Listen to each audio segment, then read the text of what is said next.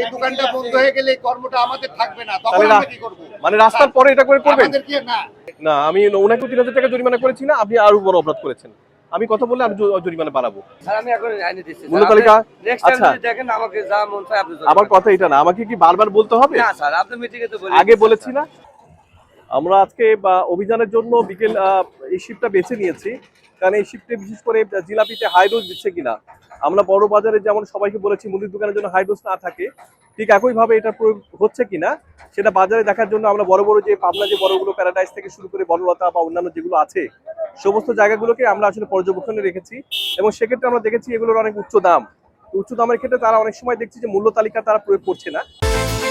বিকাশ পেমেন্টে ১০,০০০ টাকার বেশি অফার, শপিং চলছে তো।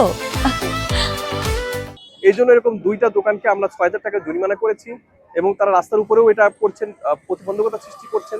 তাদেরকে সতর্কতা করেছি, সেখানে গ্যাস সিলিন্ডার পর্যন্ত আছে, সেখানে ভয়ানক দুর্ঘটনা পর্যন্ত ঘটতে পারে। এছাড়া আমরা কাঁচা বাজারে যেমন আপনারা দেখতে পাচ্ছেন প্রত্যেকটা জায়গায় তরমুজ যারা বিক্রি করছে, তরমুজের ক্ষেত্রে তারা কিভাবে হঠাৎ করে গতকালকের তুলনায় আজকে ২০ টাকা বেড়েছে কেজি প্রতি, কেন বাড়লো? তো তারা যেমন ভাউচার সংরক্ষণ করেছেন, এই জন্য তারা জরিমানার আওতায় পড়েননি। তো আমরা তাদেরকে মূল আড়ত যেমন রূপপুর বা টেমুনিয়া যারা বিক্রি করছেন, তারা এটা কেন এত দামে বিক্রি করছেন, তারা কিভাবে কিনেছেন, এই প্রসেসটা আমরা আগামীকাল থেকে সংগ্রহ করবো, এবং তাদেরকে আমরা অবশ্যই তাদের এখানে অসাধুতা পেলে আমরা জরিমানার আওতায় নিয়ে আসবো।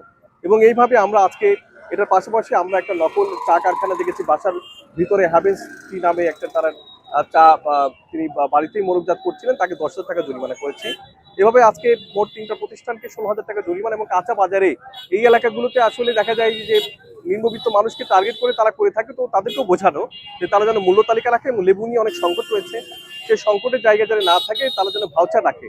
গৃহস্থের কাছ থেকে হলেও যেন সাদা কাগজে মোবাইল নম্বর সম্বলিত তারা যে ভাউচার রাখে, এই ব্যাপারে আমরা তাদেরকে অবহিত করেছি, এবং তারা মূল্য তালিকা এবং এগুলো রাখবেন বলে আমাকে জানিয়েছেন। না হলে আগামীকাল থেকে আমরা তাদের উপরে আইনি যে ব্যবস্থা আছে সেগুলো প্রয়োগ করা হবে। ধন্যবাদ। আসলে পুরো রমজানে আপনারা নিজেরাও দেখছেন, রমজানের আগ থেকেই আমি এটা মানে বাজারে ভোক্তা অধিকারে আমি শুধুমাত্র একজন কর্মকর্তা, পুরো জেলাতেই, আমি শুধু জেলাতেই না, আমি উপজেলাতেও যাচ্ছি, এবং তাদের ক্ষেত্রে অসৎ যারা ব্যবসায়ী আছে তাদের ক্ষেত্রে মেসেজ যে অসৎভাবে বা তারা যদি ভাউচার না রেখে যদি এরকম যোগসাযোগ করেন, তাহলে সেই চেইনগুলোকে কি আমি ধরছি। যেমন কালকেও আপনারা দেখবেন সিলিন্ডারে তারা যোগসাযোগ করার চেষ্টা করছে, ভাউচার দিচ্ছে না কেউই, এভাবে ১৬০০ টাকা ১৭০০ টাকা বিক্রি করছে। তাদেরকে আইনের আওতায় নিয়ে আসছি, তারপর জনসম্মুখে আসছে, নিউজ আসছে, শুধু একটা মেসেজ তাদের কাছে যাচ্ছে। পাশাপাশি যেমন দেখবেন যে তরমুজের ক্ষেত্রে আগে কিন্তু কেউ ভাউচার রাখতো না, এখন তারা ভাউচার রাখার প্রবণতা তৈরি করছেন। এবং আমি ক্রেতা বেশে এখানে প্রথমে আসছে অনেক মানুষের ভিড়ে, যে কত দাম একজন ক্রেতা কিনলো, তাকে আমি ক্রেতা বেশি জিজ্ঞেস করছি আপনি কত দিয়ে কিনলেন। সুতরাং তারা কিন্তু একটা মেসেজ পেয়ে গেছে অলরেডি, যে এখানে বেশি দাম করলেই ভোক্তা অধিকার রাতে সন্ধ্যায় যে কোনো ভাবেই সে আসতে পারে। এবং আমি ক্রেতা বেশি অনেক সময় গিয়েছি, সেক্ষেত্রে তাদের কাছে একটা মেসেজ কিন্তু অলরেডি পৌঁছেছে, এবং তার যারা এর বাইরেও যারা করবেন তার বিরুদ্ধে কঠোর যে আইনানুগ ব্যবস্থাগুলো আছে সেগুলো ব্যবস্থাগুলো গ্রহণ করা হবে, অতীতেও গ্রহণ করা হয়েছে। ধন্যবাদ। রোজার মাঝে এভাবে মানুষের তো সাফারিং করতে পারেন, এটা জেনে শুনেই তো নিশ্চয় যে দোকান এতটুকু ওর ভিতরে করবেন। যেখানে রাস্তার জায়গা আছে সেখানে আলাদা ব্যাপার, কিন্তু রাস্তার জায়গায় নেই, আপনি কিভাবে করছেন? এটা মাথায় আসে না। এটা আপনারা যেভাবে করছেন,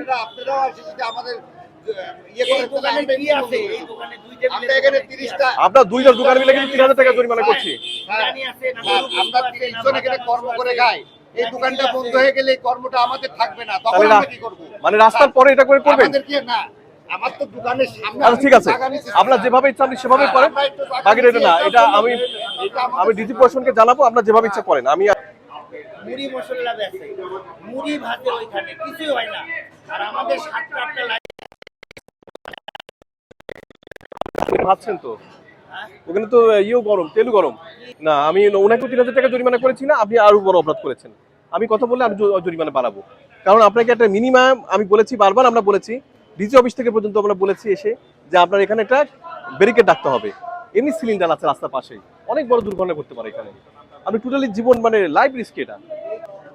আপনি এখনই যদি নিয়ে আসেন, এই আপনি আমার দুটো কথা শুনলে জরিমানা একটু কমাবো। আপনি এখানে টোটাল একটা বোর্ড দিবেন, এখনই দিবেন, করে নিয়ে আসবেন এখনই, আর এটা সরাই ফেলবেন, টোটালি সরাই ফেলবেন। এটা আপনি এর বেশি জায়গা রাখতে পারবেন না, যতটুকু রাখছেন। আপনি পার্লের ভিতর করবেন, আপনি মানুষকে ভোগান্তি স্বীকার করবেন না, শুধু আপনি না, উনি করতে পারবেন, আমি ওনাকে যে ধরবো। এখন সবচাইতে জায়গাটা হচ্ছে এইটা, আপনি তার উপরে ইফতারি সামগ্রী রাখছেন, স্যার, আমাদের 20,000 বলতাম না না না, আমি আপনাকে জরিমানা কম করেই বলেছি। আপনি তো মূল্য তালিকা কেন দেননি? স্যার আমি এখন আইনে দিচ্ছি মূল্য তালিকা? নেক্সট টাইম আচ্ছা। যদি দেখেন আমাকে যা মন চায় আপনি আমার কথা এটা না, আমাকে কি বারবার বলতে হবে? না স্যার, আপনি মিটিংয়ে তো বলে আগে বলেছি না, জরিমানাও তো হয়েছে। তা এইটা যে ইফতার সামগ্রী একটা নিত্য প্রয়োজনীয় জিনিস, যে মানুষজন কিনবে, কোনটার দাম কত, আপনি বেশি দামে বিক্রি করছেন কিনা। যেমন আমার কাছে অভিযোগ আসছে এটা 200 টাকা পর্যন্ত বিক্রি হচ্ছে, আমার স্বাভাবিক। 180 ওরা 200 করে বেচে। সেটা আমি দেখবো কে কত করে বিক্রি করছে, কেন এত দাম বেশি হচ্ছে। তা সেটা তো মূল্য তালিকা আকারে দিবেন, কারণ ইচ্ছা হলে কিনবে, নাহলে কিনবে না। একটা দিন দেন স্যার, কালকের মধ্যে যদি না মূল্য তালিকা ভিতরে আছে স্যার, ভিতরে থাকলে হবে না, বারবার বলেছি। আর তাহলে বাইরে আমি দিয়ে দিচ্ছি স্যার। আপনাকে 5,000 টাকা জরিমানা করছি। না স্যার, please। আমি বলেছি, এই শুনেন, আমরা মূল বলেছি রাস্তার উপর এগুলো করবেন না। রাস্তার উপর মানুষ যায়, তারা অনেক সময় আপনার ভাজা তেল দিয়ে ভাজেন, এটা মানুষ বিপদপন্ন হয়। এটা রাস্তার পাশে এভাবে রাখছেন, গাড়ি ঘোড়া যাচ্ছে, ঠেলা লাগছে, তার কপ লাগতে পারে, অনেক কিছু হতে পারে এখানে। যারা ইফতার সামগ্রী নিয়ে আসার জন্য বাসা থেকে আসবে, ও যদি আপনাদের জন্য যে জ্যামে আছে 5 মিনিটের পর তো মানে আধা ঘন্টাতে যেতে পারবে না সে। সবাই লাগাইছে ওই জন্য আমরা দেখি লাগাই, কি করব? সবাই তো যে ওদেরকে আমি করছি, আপনি ছেড়ে দেন, যতটা পারা যায় ছেড়ে দেন। আপনার এটা আছে, আপনি এটার ভিতর থাকেন, আমি ওনাদেরকেও দেখছি। ওনাকে জরিমানা করবো, জরিমানা করবো, দেন নিয়ে দেন। রাজা কই, আপনি দুটো ভুল করছেন, এখন লিখে কি করবেন?